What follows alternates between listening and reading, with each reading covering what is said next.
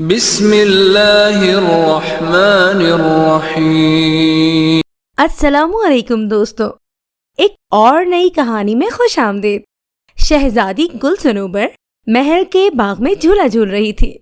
اس کی دیکھ بھال کرنے کے لیے وہاں پر کنیزیں موجود تھیں۔ ملکہ اور بادشاہ بھی وہیں تھے اور وہ تخت پر بیٹھے ہوئے ایک دوسرے سے باتیں کر رہے تھے۔ شہزادی کو باغ میں جھولا جھولنا بہت پسند تھا۔ وہ اپنی کنیزوں کے ساتھ روز شام کو یہاں آتی تھی۔ آج اس کے ساتھ ملکہ اور بادشاہ بھی آ گئے تھے۔ شہزادی حسب معمول جھولا جھول رہی تھی کہ اچانک اس کی نظر ایک نہایت خوبصورت پرندے پر پڑی، جس کا رنگ سنہری تھا اور سر پر ایک چھوٹا سا تاج بھی تھا۔ وہ درخت پر بیٹھا اسے دیکھ رہا تھا۔ اس کی خوبصورتی دیکھ کر شہزادی دنگ رہ گئی اور جھولے سے اتر کر اس درخت کے نزدیک آ گئی جس پر وہ خوبصورت پرندہ بیٹھا تھا۔ اس نے پرندے سے کہا، تم کتنے خوبصورت پرندے ہو، آؤ میرے پاس آؤ، میں تمہیں کھٹی میٹھی رس بھریاں کھلاتی ہوں۔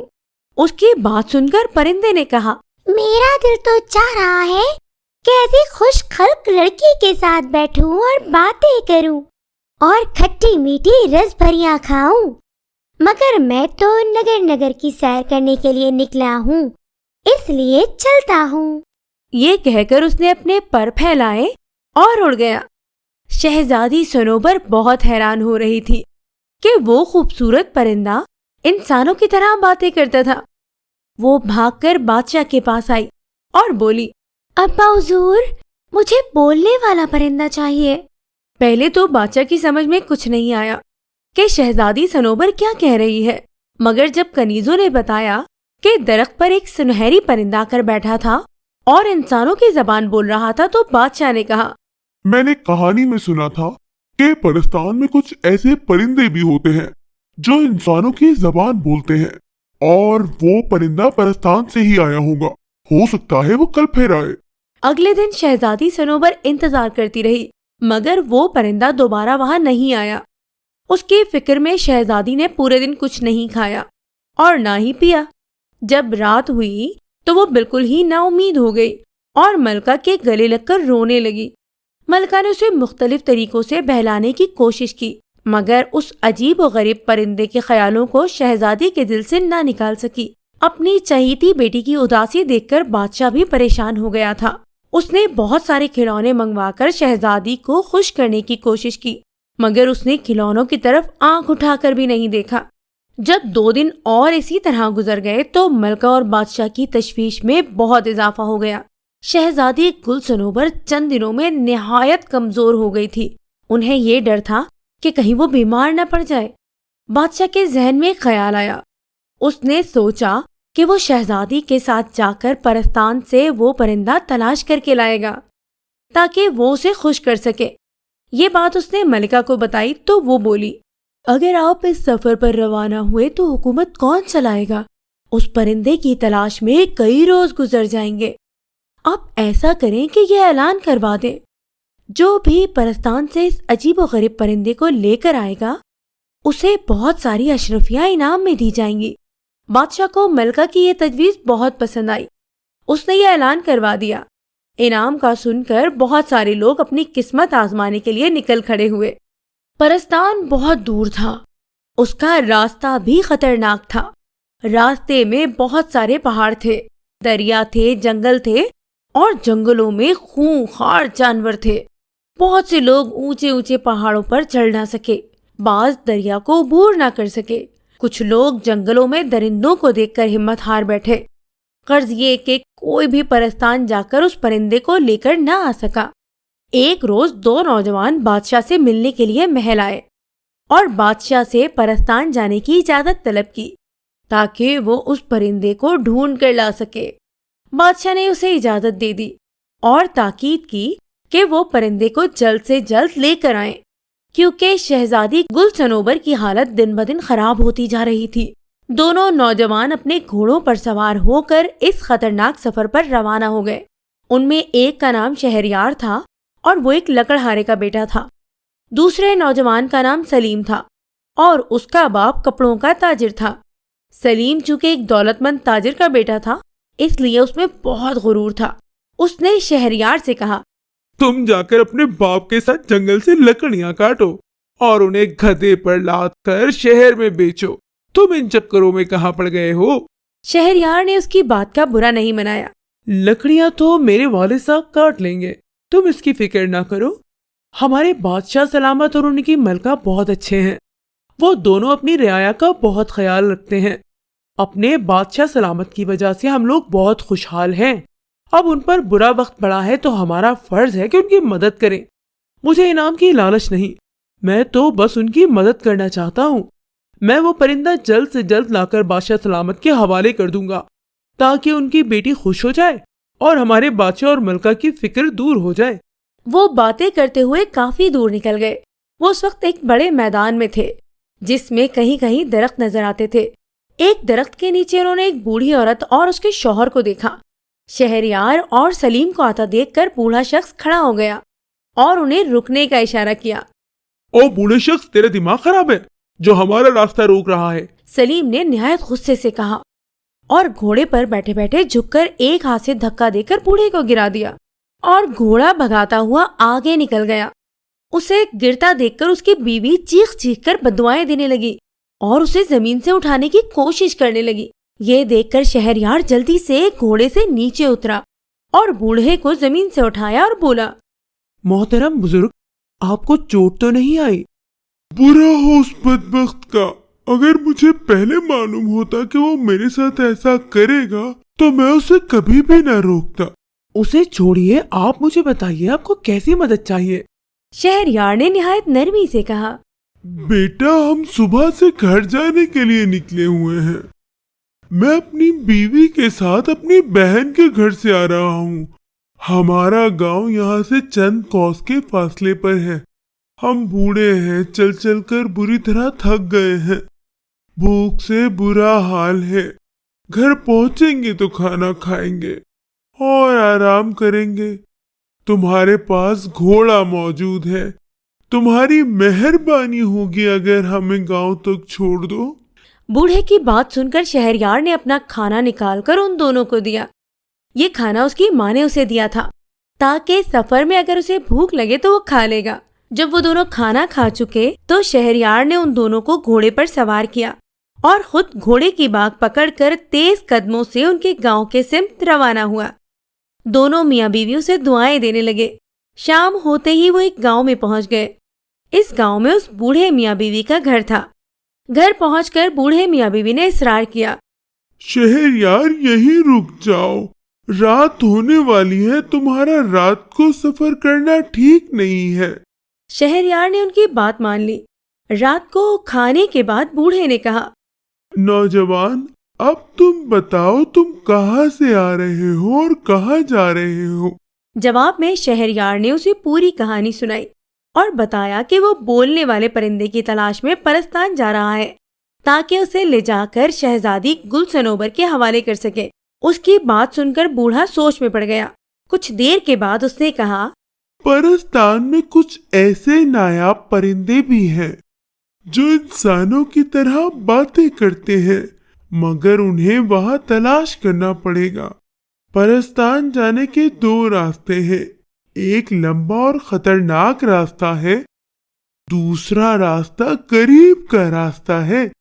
اگر گھوڑا تیز رفتار ہو تو وہاں 1 گھنٹے میں پہنچا جا سکتا ہے. اس راستے پر کوئی خطرہ بھی نہیں ہے. اگلے روز شہریار صبح سویرے بیدار ہوا. میں نے اسے پرستان کا راستہ بتایا. وہ روانہ ہونے لگا تو بوڑھے نے اسے کچھ امرود دیے اور بولا، پرستان کے پرندے امرود بہت شوق سے کھاتے ہیں. یہ پھل پرستان میں نہیں ہوتے، اسی لیے ان کی تلاش میں وہ انسانوں کی دنیا میں آتے ہیں. یہ امرود اپنے پاس رکھو. مجھے یقین ہے ان کی خوشبو سے وہ پرندے تمہارے پاس آ جائیں گے. مجھے یقین ہے ان کی خوشبو پرندوں کو تمہاری طرف متوجہ کر دے گی. ہو سکتا ہے ان میں سے کوئی بولنے والا پرندہ بھی ہو. شہریار نے امرود لے کر اس بوڑھے کا شکریہ ادا کیا اور گھوڑے پر سوار ہو کر وہاں سے روانہ ہو گیا. جس راستے پر اس کا گھوڑا دوڑ رہا تھا وہ بہت صاف ستھرا اور ہموار تھا. ایک لمبی پگڈنڈی تھی جس کے دونوں اطراف میں ہری بھری گھاس تھی، کہیں کہیں تو پھول بھی نظر آتے تھے۔ اس راستے پر سفر کرتے ہوئے وہ بہت جلد پرستان پہنچ گیا۔ وہ پرستان میں داخل ہوا تو چاروں طرف چہل پہل نظر آ رہی تھی۔ حسین و جمیل پریاں خوبصورت اور رنگ برنگے لباس پہنے ہوئے ادھر ادھر اڑتی ہوئی نظر آ رہی تھی۔ شہریار کا دل چاہا کہ یہ منظر دیکھتا رہے، مگر اس نے وقت ضائع کرنا مناسب نہ سمجھا۔ وہ بولنے والے پرندے کی تلاش میں چل دیا۔ اس کی نظر درختوں پر لگی ہوئی تھی تاکہ اسے پرندہ نظر آ جائے۔ وہ چلتے چلتے ایک باغ میں پہنچا۔ وہاں بہت سارے پرندے تھے۔ وہ سب اپنی سریلی آواز میں چہچہا رہے تھے، مگر وہاں کوئی بھی ایسا پرندہ نہیں تھا جو انسان کی زبان میں باتیں کر رہا ہو۔ شہریار کو مایوسی ہوئی، مگر اس نے ہمت نہ ہاری۔ اس نے گھاس پر بیٹھ کر کچھ امرود سامنے رکھے۔ امرود کی خوشبو سے جتنے بھی پرندے تھے وہاں آ گئے اور اپنی ننھی چونچ سے امرود کھانے لگے۔ اور بھائی پرندوں، کیا حال ہے؟ اس نے کہا، مگر ان میں سے کسی نے بھی جواب نہیں دیا۔ شہریار سمجھ گیا ان میں سے کوئی بھی بولنے والا پرندہ نہیں ہے جو انسانوں کی طرح بولتا ہو۔ امرود کی کاشیں ختم ہو گئیں تو وہ سب خوشی خوشی چہکتے ہوئے اڑ گئے۔ اچانک ایک سنہری پرندہ وہاں آیا اور شہریار کے سامنے بیٹھ کر بولا، افسوس، مجھے آنے میں دیر ہو گئی، سارے امرود ختم ہو گئے۔ شہریار اس پرندے کو انسانی زبان میں بات کرتا دیکھ خوشی سے باغ باغ ہو گیا۔ اس نے ایک بڑا امرود نکالا، اس پرندے کے سامنے رکھا اور بڑے پیار سے بولا، پیارے پرندے، فکر نہ کرو، میرے پاس اور بھی امرود ہیں۔ یہ سن کر پرندہ پھدکتا ہوا اس کے پاس آ کر بیٹھا، مزے سے امرود کھایا۔ کیا تم میرے ساتھ انسانوں کی دنیا میں چلنا پسند کرو گے؟ شہریار نے اپنے مطلب کی بات کہہ دی۔ کیوں نہیں؟ پرندے نے جلدی سے کہا۔ مجھے وہاں رہنا بہت اچھا لگتا ہے، وہاں امرودوں کے بہت سارے باغ ہیں، مجھے امرود کھانا بہت پسند ہے۔ اگر میں تمہارے ساتھ چلوں تو تم مجھے پنجرے میں قید تو نہیں کرو گے؟ مجھے پنجرے میں قید رہنا بالکل بھی پسند نہیں۔ میں تمہاری تلاش میں بہت دور سے سفر کر کے آ رہا ہوں۔ ہمارے بادشاہ کی بیٹی تمہیں یاد کر کر کے ہلکان ہو گئی ہے۔ میں تمہیں لے کر اس شہزادی کے حوالے کر دوں گا، وہاں محل میں تم آرام سے رہ سکو گے۔ میں اسے بتا دوں گا، وہ تمہیں پنجرے میں قید نہیں کرے گی۔ شہریار نے کہا، میں کچھ روز پہلے شہزادی سے مل چکا ہوں، شہر شہر گھومنے پھرنے نکلا تھا، اتفاق سے محل کے باغ میں شہزادی سے ملاقات ہو گئی۔ وہ ایک اچھی اور خوش اخلاق لڑکی ہے، میں باخوشی اس کے پاس رہنے کے لیے تیار ہوں۔ اور اٹھ کر شہریار کے ہاتھ پر بیٹھ گیا۔ شہریار کا مقصد پورا ہو گیا، لہٰذا وہ واپسی کے سفر پر روانہ ہوا۔ کافی اونچائی پر اس کے گھوڑے کے ساتھ اڑتا ہوا پرندہ بھی ساتھ آ رہا تھا۔ ابھی وہ اپنے ملک کی حدود میں داخل ہوا ہی تھا کہ اس نے سلیم کو دور سے آتے ہوئے دیکھا۔ اس کی حالت نہایت خراب تھی۔ سلیم نے بھی اسے دیکھ لیا۔ وہ اس کے قریب آیا، دونوں ایک دوسرے سے ملے۔ شہریار کے پوچھنے پر سلیم نے بتایا، مجھ سے بہت بڑی غلطی ہوئی جو میں انعام کی لالچ میں سفر کے لیے نکلا۔ پرستان کے راستے بہت خطرناک ہیں، میں بڑی مشکل سے اپنی جان بچا کر نکلا ہوں۔ شہریار نے اسے اپنی کہانی سنائی اور بتایا، اس نے ان بوڑھے میاں بیوی کو اپنے گھوڑے پر بٹھا کر ان کے گاؤں پہنچایا تھا۔ بوڑھے نے خوش ہو کر اس کی مدد کی، جس کی وجہ سے میں اس بولنے والے پرندے کو لانے میں کامیاب ہوا۔ انہیں باتیں کرتا دیکھ پرندے نے کہا، شہریار جلدی چلو، ایسا نہ ہو کہ رات ہو جائے۔ شہریار نے سلیم کو خدا حافظ کہا اور اپنے گھوڑے کو چلنے کا اشارہ کیا۔ سلیم نے اسے جاتا دیکھا تو بولا، اگر میں ان بوڑھے میاں بیوی کے ساتھ برا سلوک نہ کرتا تو مجھے بھی بولنے والا پرندہ مل جاتا، تو شہزادی کے پاس ایسے 2 پرندے ہو جاتے۔ میں نے اپنی بد اخلاقی سے انعام حاصل کرنے کا موقع ضائع کر دیا۔ یہ کہہ کر وہ اپنی راہ کو چل دیا۔ شہریار محل پہنچا تو سنہرے پرندے کو دیکھ کر شہزادی گلشنوں پر بہت خوش ہوئی۔